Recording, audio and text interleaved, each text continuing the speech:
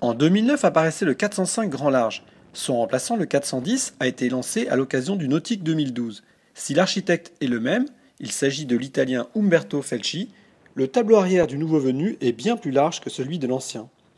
Et le design plus nerveux est assez proche de celui du 36 Performance, soit des grands hublots, un roof aux lignes tendues et les inévitables bouchins arrière.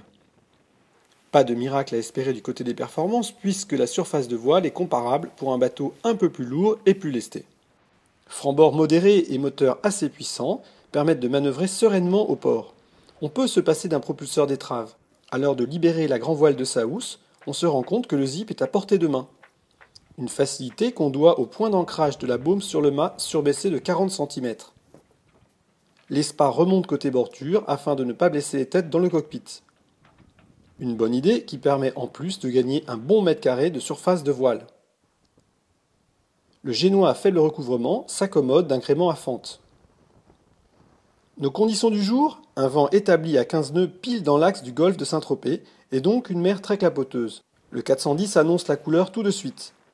Il est particulièrement vivant et remonte à 7 nœuds à près de 45 degrés du vent réel. La barre est très douce, précise.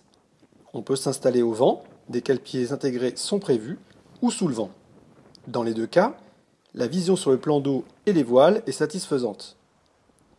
Avec un vent qui monte au-dessus de 20 nœuds, nous conservons tout dessus à condition de décharger la grand voile dans les claques. Malgré ce dur traitement, le voilier s'en sort plutôt bien avec une belle vitesse de 9 nœuds ou du débridé au portant.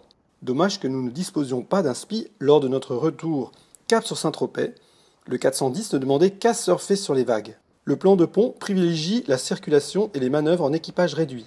Le gréement à fente préserve des passes avant bien dégagées et les écoutes sont gérées depuis le poste de barre. Sur chaque bord, un winch reprend les deux écoutes de génois et grand voile. La version Grand Prix dont nous disposons est dotée d'un système à l'allemande avec retour sur le pont. Le cockpit s'articule autour d'une grande table à deux abattants. Sa grande largeur permet d'intégrer facilement un traceur 12 pouces face au barreur et deux rangements. Les coffres sont nombreux, la jupe arrière basculante immense et, c'est une option, les banquettes peuvent se dédoubler pour former chacune un grand bain de soleil.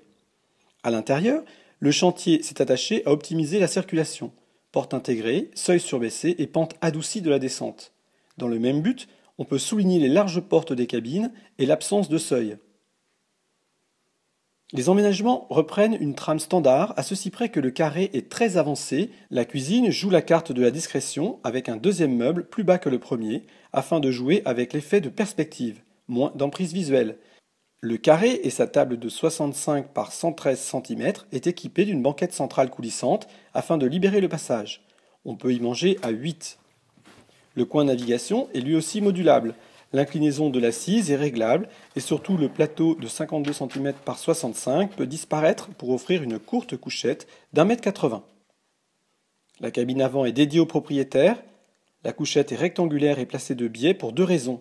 Faciliter l'accès et placer les têtes côté étrave de façon à profiter d'une vue plus dégagée et surtout de l'écran multifonction. Le Dufour 410 grand large est une unité rapide et plaisante sous voile, surtout avec le gréement rallongé. Le plan de pont est bien pensé. On apprécie la grande plage arrière et la circulation fluide. À l'intérieur, beaucoup de détails facilitent la vie à bord, sans perdre de vue l'aspect marin de ces éléments. La modularité a du bon.